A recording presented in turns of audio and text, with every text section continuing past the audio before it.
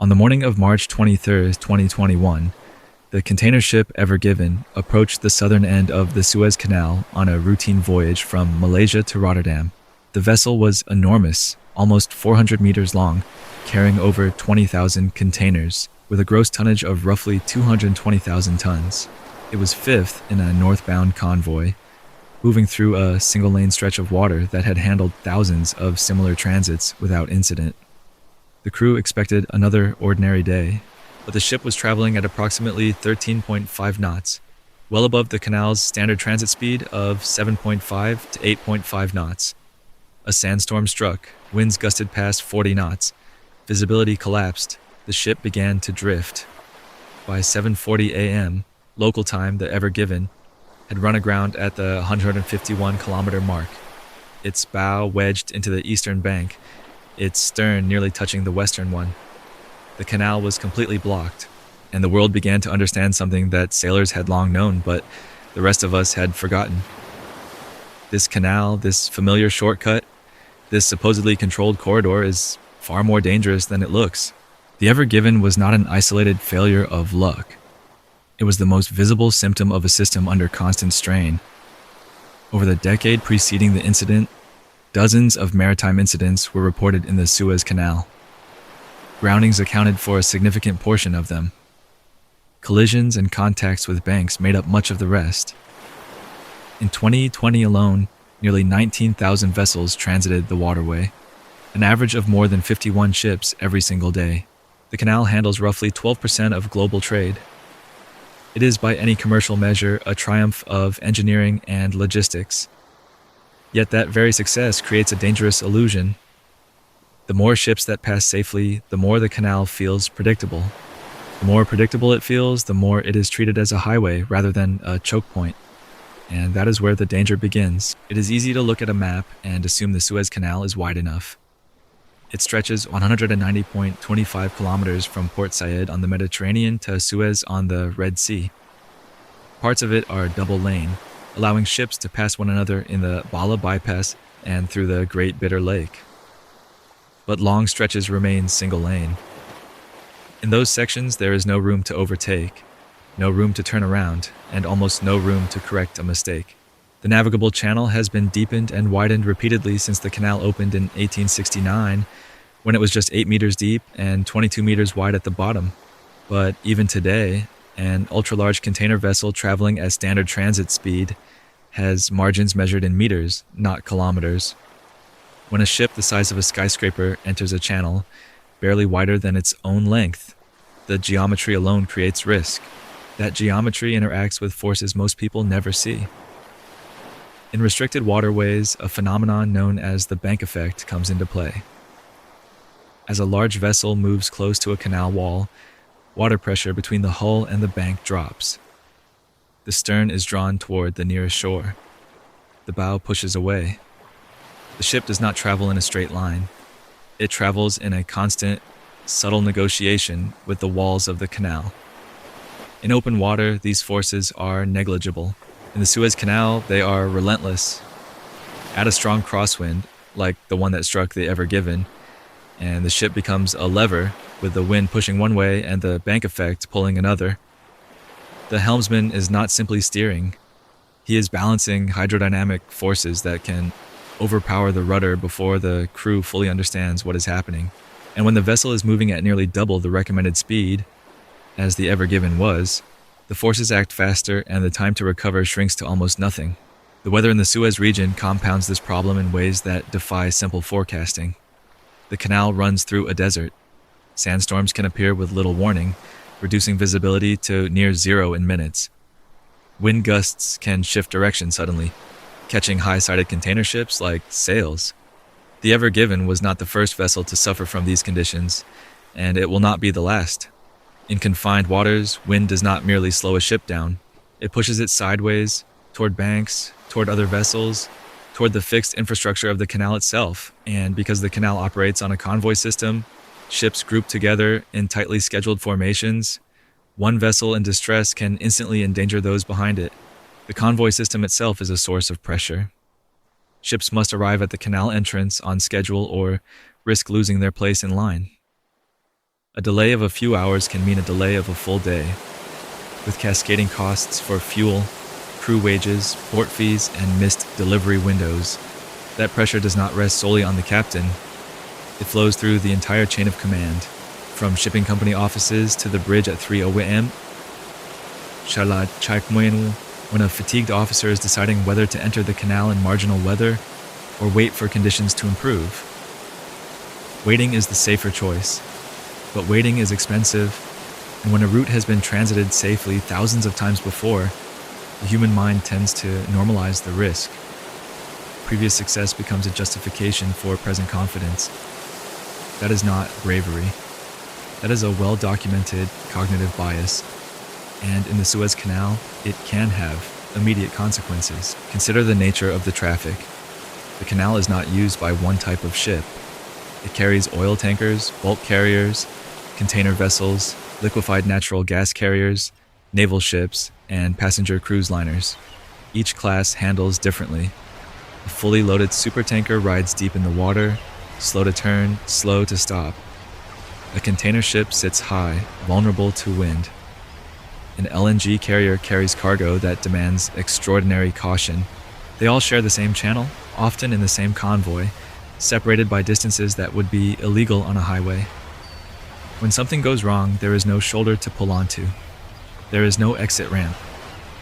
There is only the ship ahead, the ship behind, and the banks on either side. The Ever Given grounding made global headlines because of its scale. For 6 days, the canal was closed. More than 400 ships were queuing at both ends by March 28, with hundreds more diverted around the Cape of Good Hope, adding roughly 5,000 nautical miles and 10 to 15 days to their journeys. The economic cost was staggering. Some estimates placed the disruption at roughly $9 to $10 billion in trade per day. But what received less attention was the salvage operation itself. 14 tugs, including the seagoing tug Alpgard with a bollard pull of 285 tons, worked in coordinated shifts. Dredgers removed more than 30,000 cubic meters of sand from around the bow. Ballast was adjusted, tides were timed to a supermoon, and even then, Egyptian authorities prepared for the possibility of unloading containers, a process that would have extended the blockage by days or even weeks, assuming crane ships of sufficient capacity could even reach the scene in time. The ship was eventually freed, but the incident exposed how thin the margin truly is between routine transit and international crisis, and the Ever Given was only the most famous case. In the years before it, multiple vessels had grounded in the canal. Many were smaller incidents, resolved within hours, but each one followed a similar pattern. A combination of restricted space, hydrodynamic forces, weather, human decision-making, and the sheer momentum of a vessel that cannot stop quickly.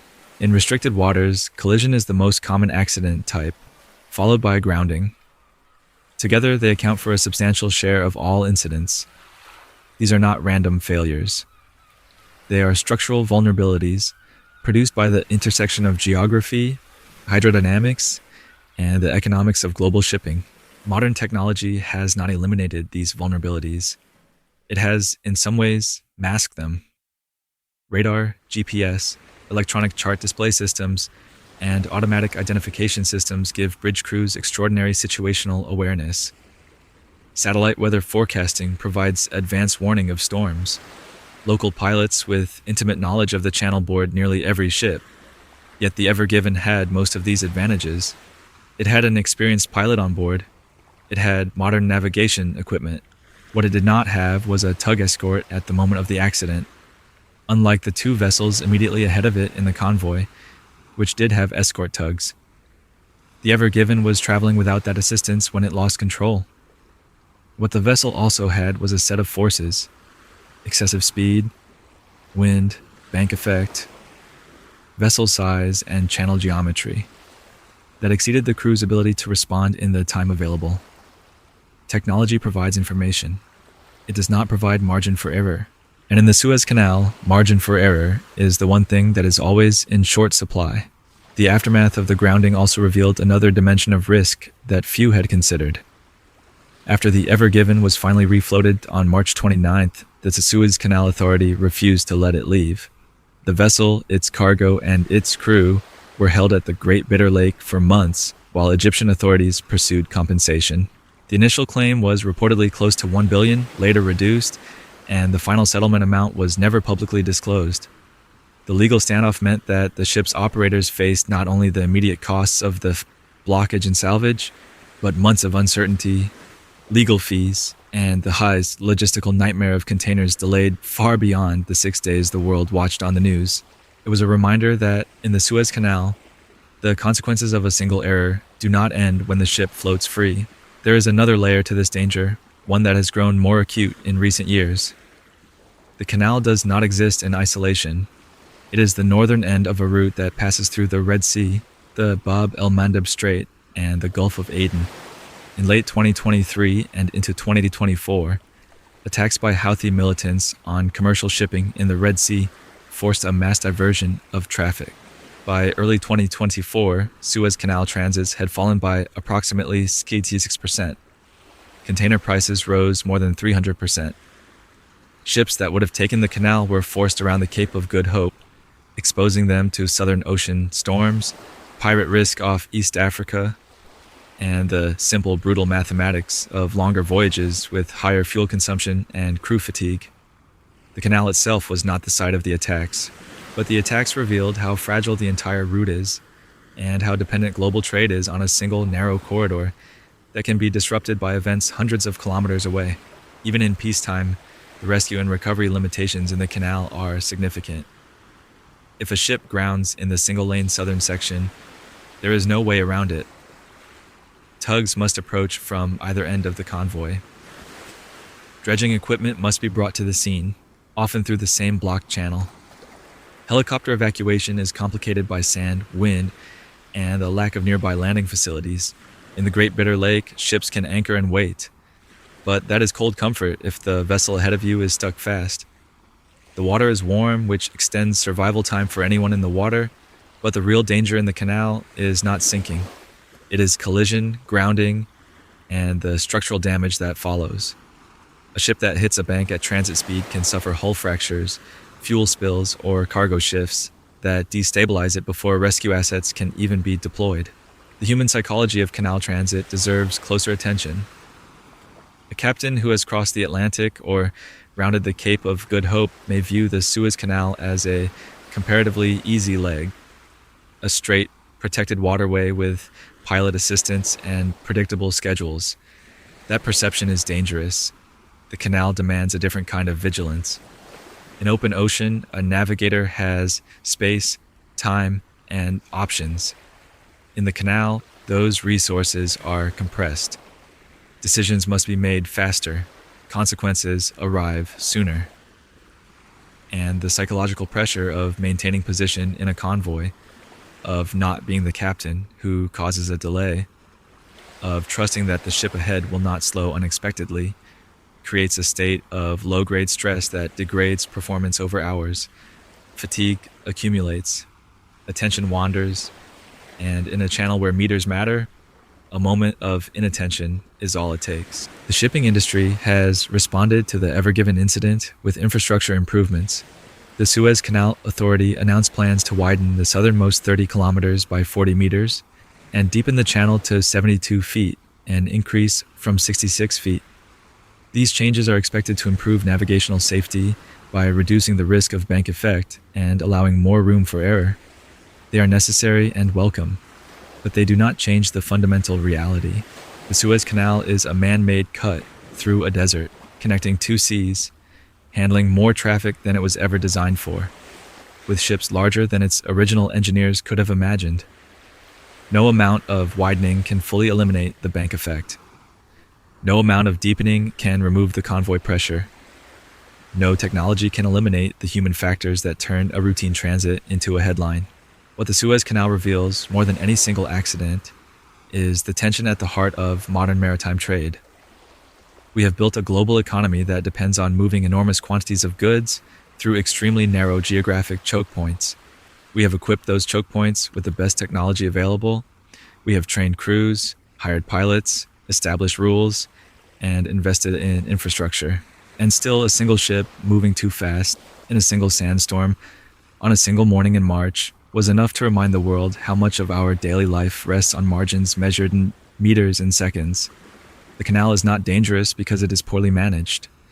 It is dangerous because it is indispensable, and because indispensability breeds pressure, and pressure breeds the small compromises that accumulate into catastrophe. The Ever Given eventually reached Rotterdam 4 months late. The canal reopened, the backlog cleared. The world moved on, but the forces that produce the grounding are still there, waiting in the geometry of the channel, in the hydrodynamics of the next megaship, in the psychology of the next crew facing a schedule they cannot afford to miss. The Suez Canal looks like a highway on a map. It feels like a routine to the thousands of sailors who transit it every year. But it is not a highway. It is a knife edge, a 190-kilometer thread on which billions of dollars and millions of tons of cargo balance every single day. And the only thing keeping that balance is the constant, unglamorous, exhausting work of people who understand that in this place there is no such thing as a small mistake. The ocean does not need to be malicious to be deadly. It only needs to be narrow.